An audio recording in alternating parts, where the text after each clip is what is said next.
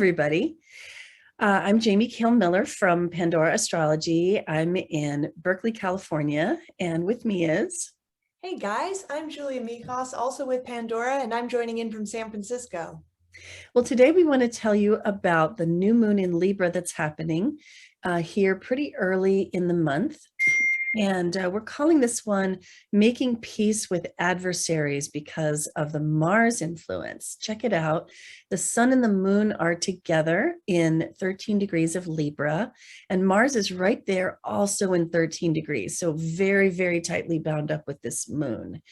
Other things that are involved, this is a pretty complex one. There's an opposition to Chiron right over here in Aries. And then there's some harmony. There's a sextile to Juno and a trine to Ceres. So there's a repeat theme in this moon having to do with being strong, being a warrior, bringing your fierceness, coming to the table, the negotiating table, knowing what you want and ready to push back, but also like doing it in a way that's warm and relatable. New moons have a tendency to be about new beginnings. They are great times for planting seeds for the future, but not really expecting that those seeds are going to blossom right away. I think the Mars opposition to Chiron is particularly interesting, and Chiron being placed in Aries. Julia, what are your thoughts about this moon? I kind of want to hear from you for a minute before I sort of, I don't know, give my final pronouncement. Sure, no, absolutely. So yeah, it is, I mean, both the sun, the moon, and Mars are all in that same degree. So this is a very martial new moon. It's really that Marsy energy is just like so present. And though there's that contrast with being in the sign of Libra, which is a very peacekeeping sign. So it's almost like there's a combination of being willing to compromise, being willing to be a bit diplomatic, but also having a bit of a my way or the highway attitude. It's a bit of a push and pull. And that opposition from Chiron, the wounded healer, especially because it's an opposition, which also tends to play out in relationships, means that there could be some sort of old stuff, old wounds that are coming to the surface. Maybe they happened within your current relationship, or perhaps they happened in a previous relationship and they're affecting the current relationship. And that there's going to be some feisty negotiations. That's the best way I describe it, to kind of work through it. Yeah, I think so. Absolutely. I think that we could see Mars in Libra as the iron fist in the velvet glove. And you can think of those people in your life that that, really want what they want and won't be stopped in getting it, and want other people to agree with it. And sometimes are willing to run over other people in the process of like forcing their agreement. So it can sort of have this quality of sweetness, but also that sweetness can be saccharine. So when we call this making peace with adversaries, I think that has a lot to do with the oppositional dynamic with Chiron, which, as you said, is the wounded healer.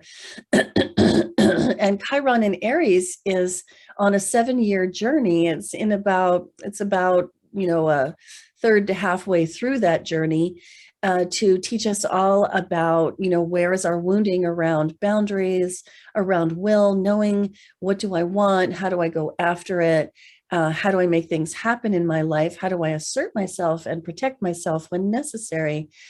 So this could get into situations where there is a negotiation going on and you have to push back against an adversary and you have to find your way to peace. And you might ask yourself, is my adversary a wounded person in their own mind or in my mind, or am I approaching this from a place of wounding?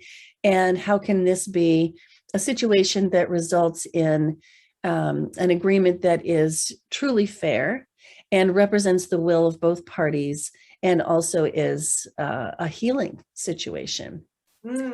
Julia, what are your thoughts about the involvements of Juno and Ceres in this moon?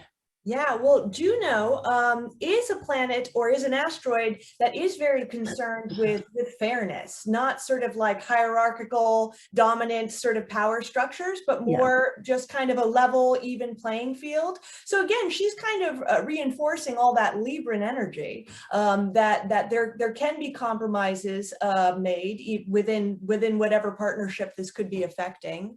And then that trine from Ceres, that is kind of interesting. That is a bit of a stabilizing trine as well. You know, Ceres being the asteroid of food, body, and money. I'm maybe that could, yeah, that's actually that one I'd be curious to hear your opinion on. I do think that it adds stability, and it could add financial support. It Hmm. could add physical support, support coming from your health. and and going back to Juno for a minute, I think that Juno adds social support, Hmm.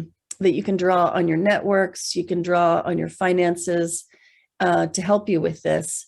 And those things might actually help to speed and smooth out the negotiations as well. One last thought that I want to add, which is I think that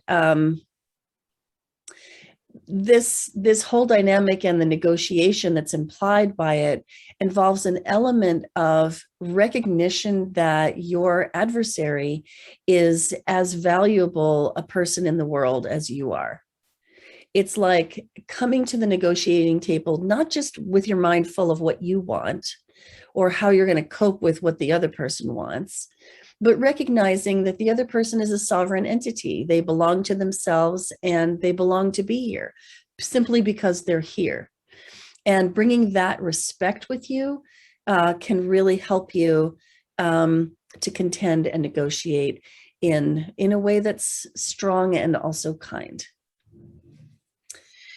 All right. And also, those of you who are watching this video should also check out the other moon video for October 2021, because some of these same themes continue to play out, as you'll see that Mars is also involved with that moon, and that moon falls along the Aries Libra axis as well. So check that one out. You'll find it in the October 2021 news playlist on our YouTube channel, Pandora Astrology. You can always find great stuff like this on pandoraastrology.com on the monthly forecast page.